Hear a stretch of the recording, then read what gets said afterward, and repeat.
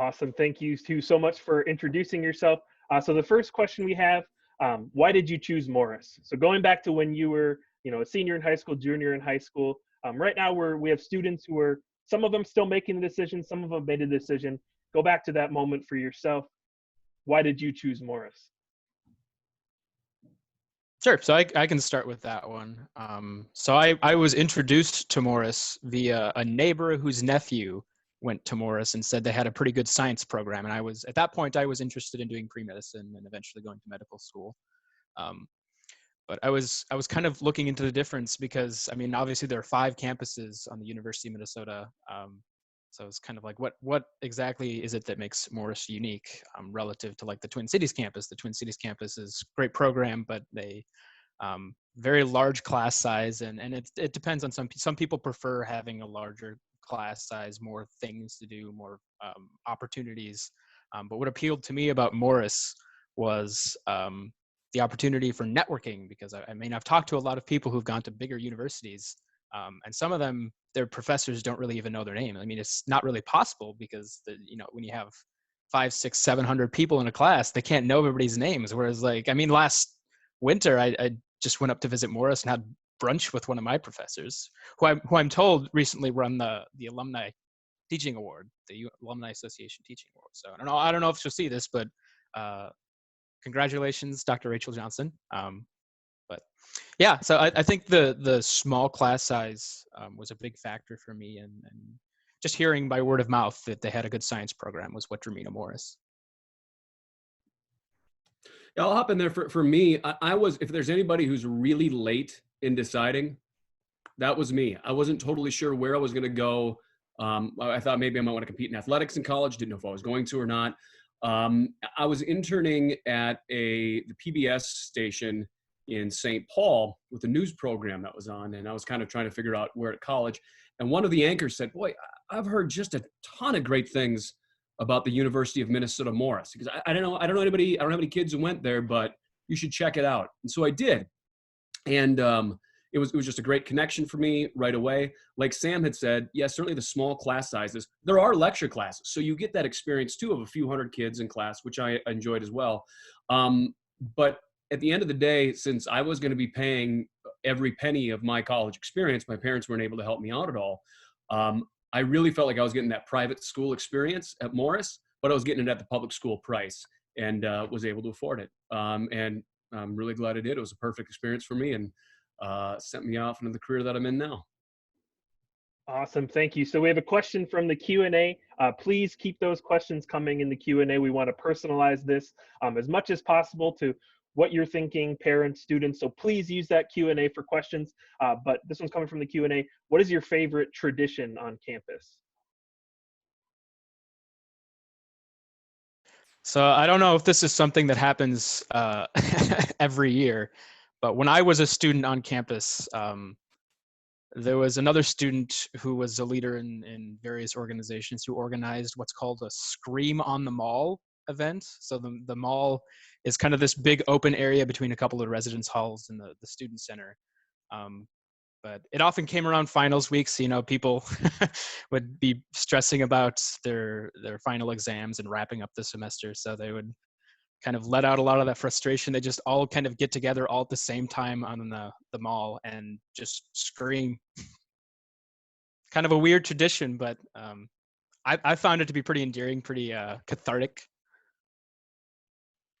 I think probably maybe Sam in your science studies too. Nothing, no more cathartic than a primal scream right before finals. For me, going back to what Andy had said, I was in choir in high school. I didn't play anything, but I just fell in love with the jazz program. I didn't partake, but just all the different people who were in it. And I was involved with a lot of the athletics, wrote for the campus newspaper for sporting, actually started my announcing career at Morris, announcing different sporting events while I was there, but still found my way over to the arts too, just to go hang out anytime the jazz was putting on a concert. It was, I don't know, it was a different thing to see. And it was also being in West Central Minnesota and then just hearing outstanding jazz music. It's pretty cool. Awesome. Another shout out to Jazz Fest. I love it.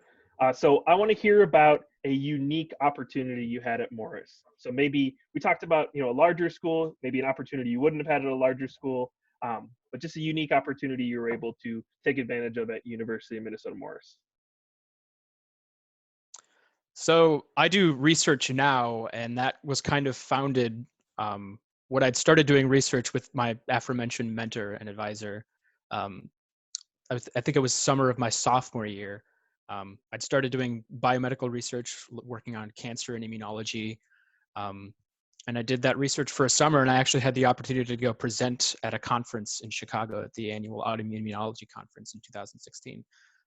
Which certainly there are opportunities to do research on a larger campus, but I think a far greater portion of students on the U of M campus are involved in some kind of leadership opportunity or some kind of research opportunity. So it's when you get to know the professors well, it really facilitates some of those opportunities that go along with it.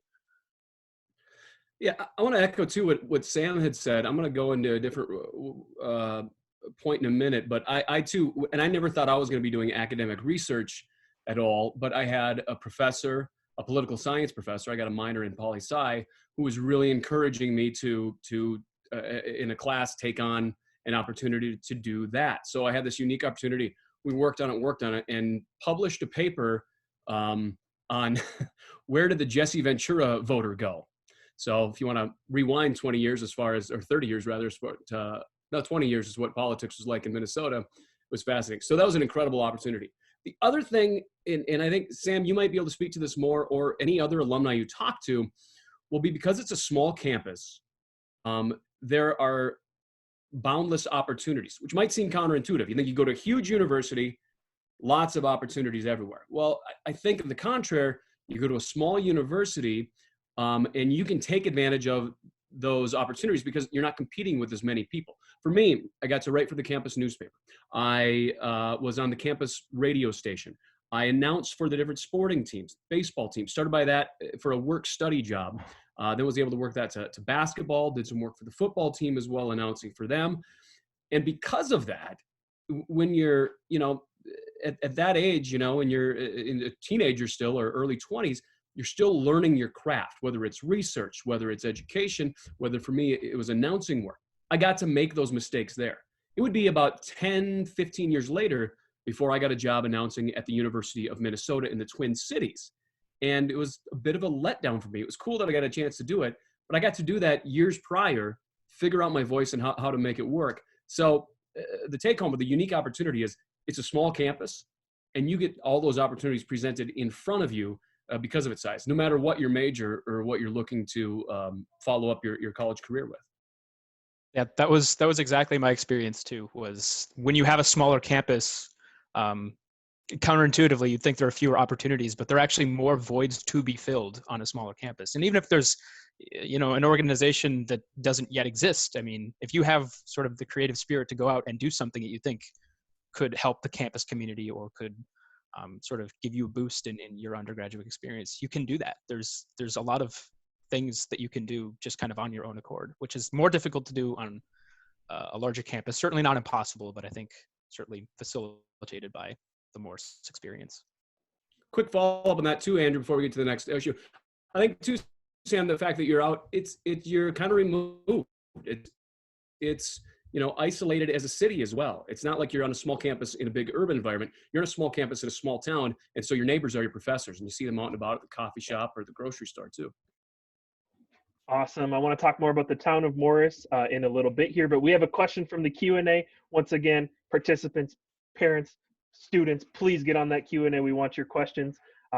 Grace asked, this is sort of a general question, but looking back, what is the best advice you can give an incoming student? I started the last couple. Rusty, you want to? All right, I'll take this one. All right, here's my advice.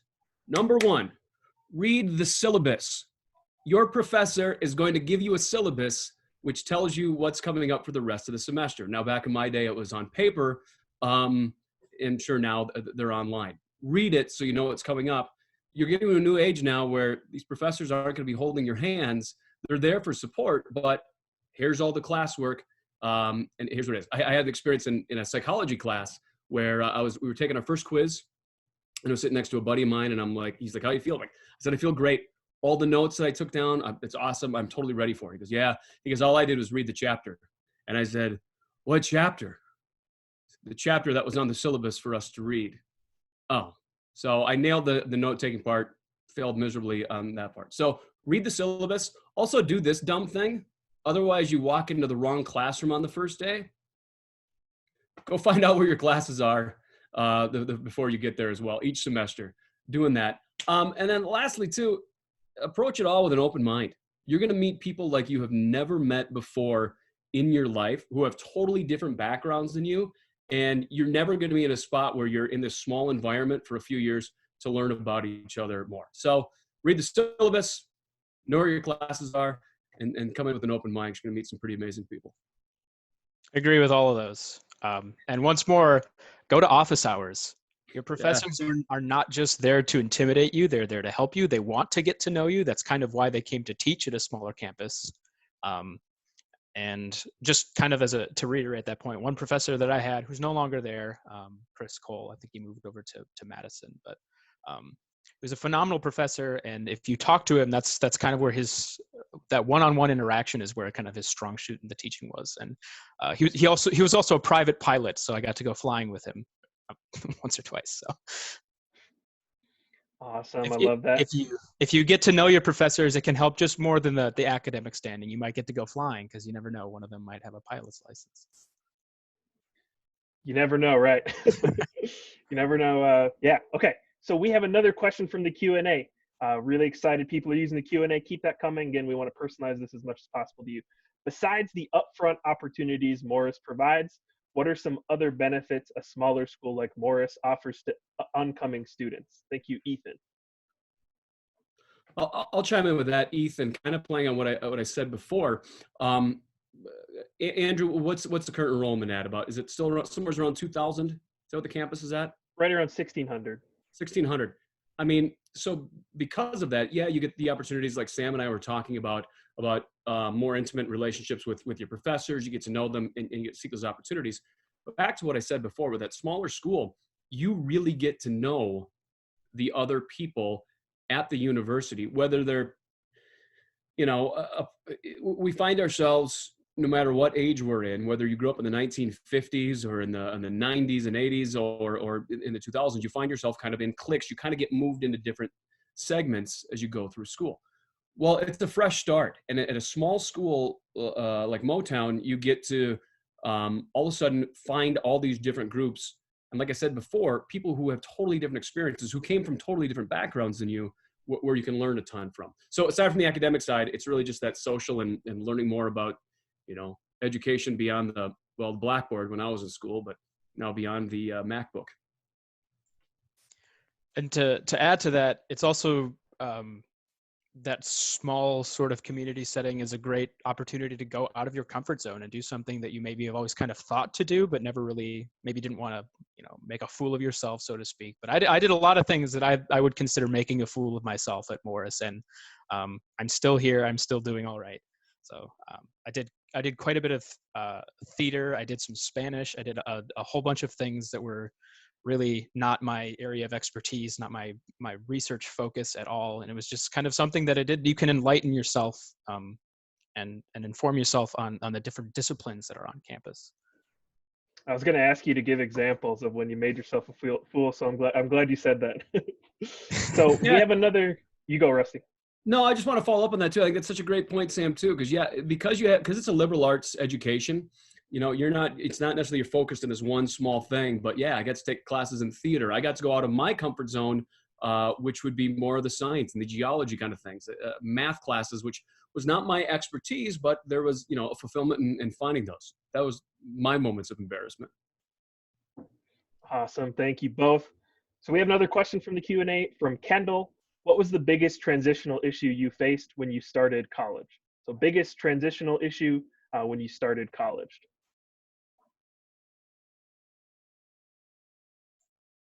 I came from a small town, so that the transition from living in a small community to living in another small community wasn't all that different for me.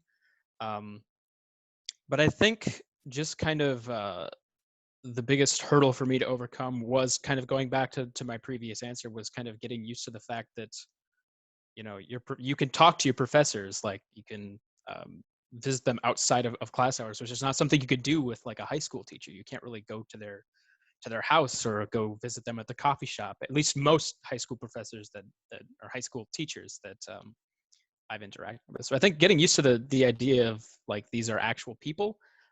You can connect with them later in life, and it's kind of a different interaction. I think the student teacher interaction in college than it is in high school. Yeah, I think different students have the different experience as far as what the transition is. Some of it's transitioning to a new roommate or dorm living. Some it's being away from home.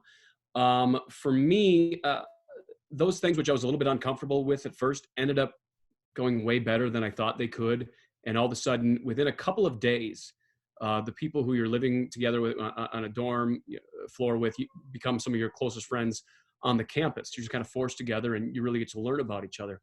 I think, again, going back to what I said, that it's time management. And though the classes are, it's not like you have that, 8 a.m. to 2 or 3 p.m. schedule every day. It's I have a class at 8 a.m. and then I have another one at noon. And then the next day it's a total different set of classes. So just really managing your time and making sure that you're there to study, you're there to get the work done. You're also there to have a great college experience, but just making sure that your time is managed and your work gets done. Yeah, you mentioned that great college experience. On that note, we have a question from Connie. What were some of your favorite organizations or activities that you got involved in?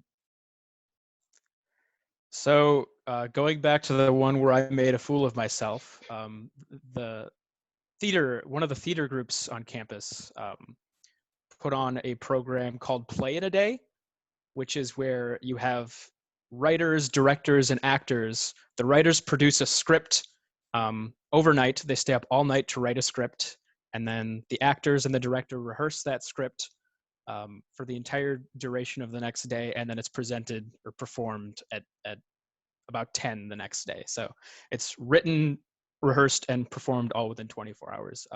Another organization that I really liked on campus is one that's no longer there, but certainly could be brought back, was an organization called Students Today, Leaders Forever, which was a public service group. The big sort of main point of that was a spring break trip where we would go across the country, stopping at various communities and performing volunteerism, doing various service projects, staying in churches and wherever will let us stay, and just kind of doing sort of nonprofit service across the country, and then stopping in a final sort of city to celebrate afterward. But I mean, that's something that certainly could be brought back if somebody had the means to be able to bring an organization like that back. But I think it kind of went away when I went away. Going back to campus, Sam, you can bring it back. Yeah. I think Sam's point is great too, is that whatever you want to create, like whatever experience you want to create for yourself, those opportunities are there. There's great clubs. There's like, I was a communications major, so we restarted Club Rhet, as in Club Rhetoric. I don't think it lasted very long.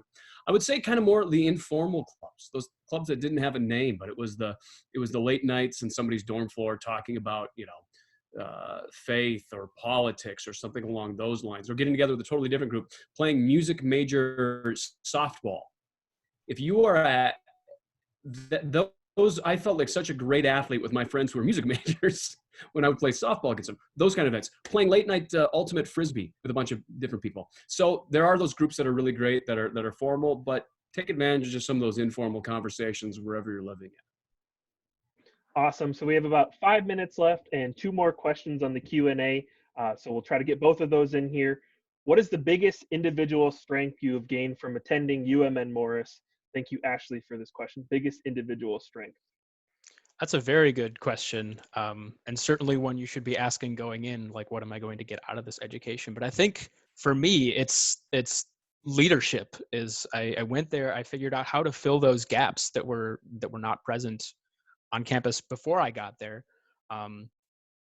And translationally, when I started working at the lab that I'm working at, I was just kind of like doing menial tasks. I was, helping with certain research projects, washing glassware every now and then. And kind of by halfway through the first year working there, I was like managing protocols, and now I'm managing all the research that's happening in that lab. So I think just kind of being able to utilize resources, and because it's such a small community, you have to make your own fun and make your own path to success. Monkey with my computer. Can you repeat the question for me, Andrew? Yeah. So what is let me reread it perfectly. What is the biggest individual strength you have gained from attending UMN Morris? Yeah, Sam was kind of talking about leadership. I would say confidence.